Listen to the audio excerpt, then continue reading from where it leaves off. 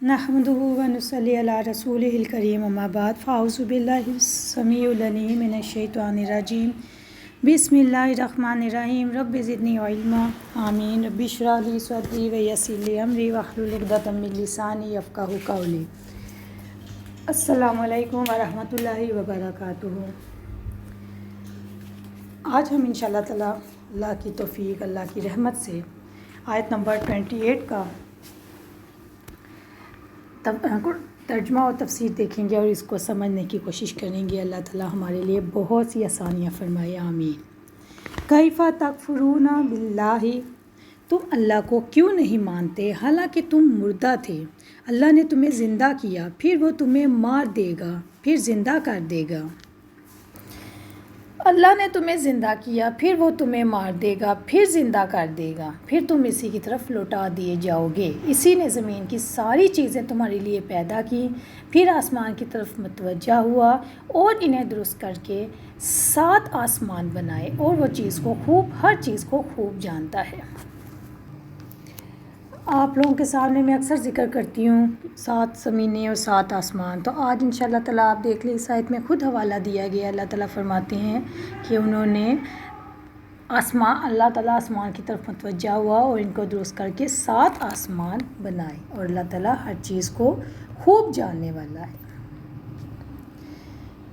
अब यहाँ पे आप देखें कि अल्लाह ताला स्टार्ट में ही अल्लाह ताला बता रहे हैं कैफ़ तकफ़ुरून। अब अगर हम इस रुकू पे देखें, अल्हम्दुलिल्लाह आज हमारा रुकू नंबर 3 कंप्लीट हो गया है। तो इस रुकू में 3 बातों का जिक्र है। स्टार्ट में तौहीद का जिक्र है, तौहीद से शुरू करके लास्ट में आखिरत पर ख़त्म किया जा रहा है। और 3 बातों का जिक्र है, अक़ीदा तौहीद, अक़ीदा रिसालत और अक़ीदा आखिरत। कफ़ारे मक्का पहले 2 को मानते थे, यानी 2 अक़ीदों पे बिलीव रखते थे, अक़ीदा तौहीद पे और अक़ीदा रिसालत पे। आखिरत को वो नहीं मानते थे। इसलिए यहाँ पे अल्लाह ताला ने बताया है कि जो आखिरत को नहीं मानता वो अल्लाह को नहीं मानता। अगर आखिरत ना हो तो फिर मरना भी ना हो, और अगर मरना ना हो तो फिर अल्लाह ताला क्यों पैदा करता, ठीक है ना। हदीस कुदसी है, अल्लाह ताला फरमाते हैं जब इंसान मेरी तकज़ीब करता है तो मुझे अफसोस होता है, जब वो मुझे गाली देता है, यानी क्या कहता है, अल्लाह ताला का बेटा है, चाहे वो फरिश्ते हो या नबी हो, फिर तुम अल्लाह की तरफ ही लुटाई जाओगे। अब यहाँ पे अफसोस होता है, इसका क्या मतलब है कि अल्लाह ताला कहते हैं कि इंसान मेरी तकज़ीब किस तरीके से करता है कि वो ये कहता है कि मैं एक दफ़ा पैदा कर लूँ तो दोबारा पैदा नहीं कर सकता, हालांकि तुम 3 मौतें देख चुकी हो। इसमें 3 मौतों का जिक्र है कि तुम मुर्दा थे, अल्लाह ने तुम्हें ज़िंदा किया, फिर वो तुम्हें मारेगा और फिर ज़िंदा करेगा। कैफ़ा तकफ़ुरूना, तुम कैसे अल्लाह ताला का इनकार कर सकते हो। तुम मुर्दा थे, वो तुम्हें अदम से वजूद में लाया। रब्बुल इज़्ज़त ने फरमाया, तर्जुमा सूरह दहर आयत नंबर 1, क्या इंसान पर ज़माने में से कोई वक्त ऐसा भी आया है जब वो काबिल ज़िक्र चीज़ ही नहीं था।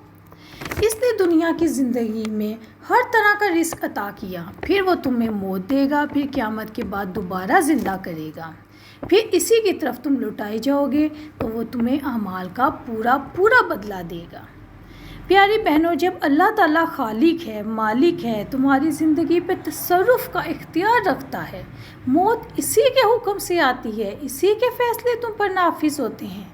जब इसी की तदबीर के तहत तुम ज़िंदगी बसर करते हो, दुनिया में इसके दीनी अहकामात और आखिरत में इसके अहकामात अल्लाह के हुक्म से ही आते हैं, तो फिर तुम कैसे इनकार करते हो। क्या ये हमाकत नहीं है? क्या मखलूक के लिए खालिक पर ईमान लाना, इसका खौफ रखना, इससे उम्मीद रखना, इसका शुक्र अता करना लाजिम नहीं है? सोचने की बात है अगर हम इन बातों में गौर करें। और अल्लाह ताला कह रहे हैं कि तुम तकफ़ुरून निकले कुफर से। कुफर का मतलब है इनकार करना, यानी अल्लाह ताला का इनकार करना, ये समझना कि अल्लाह ताला ये काम नाउज़ुबिल्लाह कर ही नहीं सकते। हालांकि अल्लाह ताला के वजूद और उसकी इबादत का तो हम इनकार ही नहीं कर सकते। उसकी दलाइल क्या है? उसकी दलाइल अल्लाह ताला ने खुद ही दे दी हैं कि हम कुछ भी नहीं थे, बिल्कुल मुर्दा थे, جب انسان نطفے کے ذریعے سے اللہ تعالیٰ ایک انسان سے دوسرے انسان میں زندگی ڈالتا ہے تو وہ تو مردہ ہے، ڈیڈ باڈی ہے، لیکوڈ ہے، پانی ہے. پھر اللہ نے اس سے پورا جسم بنایا ماں کے پیٹ میں، اس کو ایک ایک نقش دیے، ایک ایک اعضاء دیے، پورا جسم بنا کے اس کو پیدا کیا، باہر نکالا.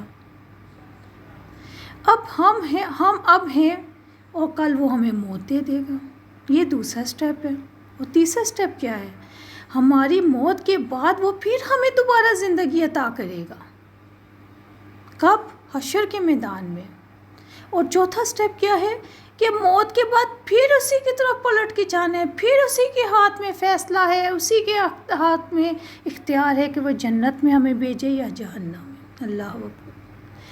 اب یہاں پہ آپ دیکھیں کہ ایک بات بس آپ لوگ ذہن میں رکھ لیں کہ ہر وقت یہ دھیان رکھیں کہ اللہ دیکھ رہا ہے.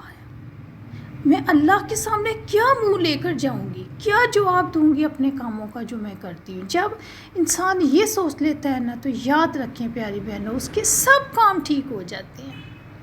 پہلی آیت میں اللہ تعالیٰ نے انسان کے اندر پائے جانے والے دلائل کا بیان دیا، اور اس آیت میں اللہ تعالیٰ کی تعریف ہے.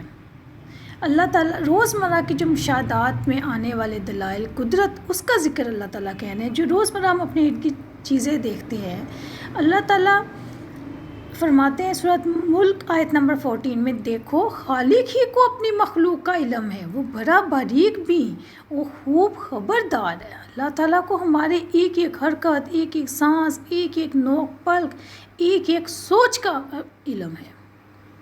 اس رب کریم اور رحیم کا یہ ہمارے اوپر رحم ہے، کرم ہے کہ جس نے ہمیں پیدا کیا، پھر اس نے رحم کرتے ہوئے زمین کی ساری موجودات کو پیدا کیا، جس کے اندر سارا کا سارا ہمارا ہی نفع چھپا ہوا ہے.